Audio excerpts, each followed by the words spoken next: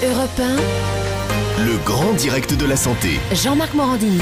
On ne compte pas moins de 130 000 divorces chaque année. De nombreux enfants se retrouvent au milieu d'une situation pas toujours évidente à gérer. Alors quel comportement faut-il adopter pour ne pas les perturber? Et comment faire pour les protéger surtout des querelles d'adultes? Je crois que beaucoup d'auditeurs d'Europe 1 se posent la question forcément, régulièrement, puisqu'on fait en général attention à protéger ses enfants dans ces cas-là. Alors on fait attention à protéger ses enfants, mais en même temps, il y a un effet un peu pervers, parce que justement, il y a beaucoup de divorces aujourd'hui, on le sait, 2 divorces sur 3 à Paris, 1 sur 2 en province, et surtout qui interviennent majoritairement dans les 3 ans de l'enfant, dans les 3 premières années de l'enfant.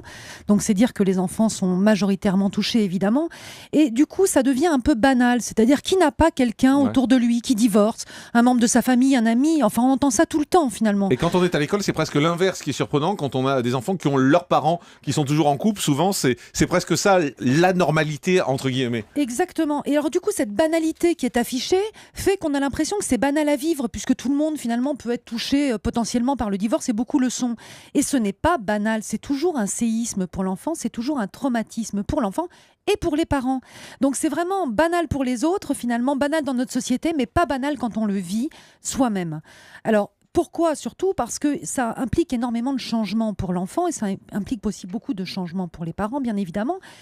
Il faut savoir quand même, alors un chiffre qui est incroyable et que je souhaitais quand même donner, c'est que un enfant sur 3 ne reverra plus son père après le divorce. Un enfant sur 3? Un enfant sur 3. Plus jamais, il le revoit Non, plus. il le revoit plus, ou une fois par an, enfin vraiment de façon extrêmement occasionnelle. Vous vous rendez compte, c'est incroyable. Ça veut dire, c'est dire à quel point les enfants sont quand même touchés par cette séparation parentale.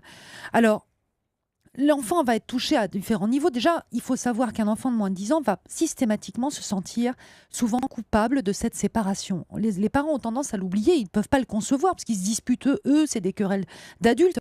Ils oublient en fait que l'enfant, lui, se sent coupable. Il se dit, alors plus il est petit, plus il va être à même de se dire, c'est de ma faute. Si j'avais été plus gentil, mes parents seraient restés ensemble. Si j'avais pas fait ça, si j'avais été plus sage. Donc, il faut surtout déculpabiliser l'enfant, c'est très important. Et les parents n'y pensent pas parce qu'ils se disent, mais c'est improbable Que l'enfant se sente coupable. Exactement. Alors qu'est-ce qu'il faut faire? Il faut lui parler à l'enfant? Il faut lui expliquer? Alors, il faut lui expliquer que c'est une histoire d'adulte, que c'est une histoire de parents, qu'on s'est aimé en tant que parents, mais qu'on ne peut plus vivre ensemble, on ne s'aime plus de la même façon, mais qu'on continuera à l'aimer et que lui n'est pas en cause. C'est pas de sa faute. Et ça, il faut le dire, il faut le redire. Ça ne suffit pas de le dire une fois, il faut le redire plusieurs fois pour que l'enfant le comprenne. Ce n'est pas de ta faute, c'est une histoire entre ton papa et ta maman. Voilà, exactement. Alors surtout, en plus de ça, que ce qu'on oublie aussi, c'est que les parents, eux-mêmes, ils sont touchés par ce divorce. Bon, donc ils ont de la peine eux-mêmes, ils sont aussi dans la querelle.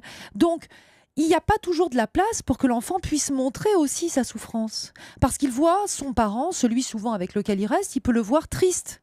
Il peut le voir justement déstabilisé. Comment on va faire? Où est-ce qu'on va vivre? Qu'est-ce qui va se passer? Donc l'enfant, lui, il n'a pas l'espace pour s'exprimer et pour dire voilà, ça va pas, je me sens pas bien, ou cette séparation, c'est difficile pour moi. Alors, c'est très important, et c'est pour ça que je parle de ce point-là spécifiquement, c'est que les parents ne sont pas toujours à même de parler avec leur enfant en toutes circonstances, parce qu'ils sont eux-mêmes tristes, parce qu'ils sont eux-mêmes déstabilisés. C'est important que l'enfant puisse parler à un grand-parent, qu'il puisse parler à une tante, à un oncle, qu'il ait un confident qui ne soit pas le parent, pour qu'il puisse s'exprimer et dire, bah voilà, ça va pas, je me sens triste, moi, j'avais pas envie que mes parents se séparent. Donc ça, c'est très important.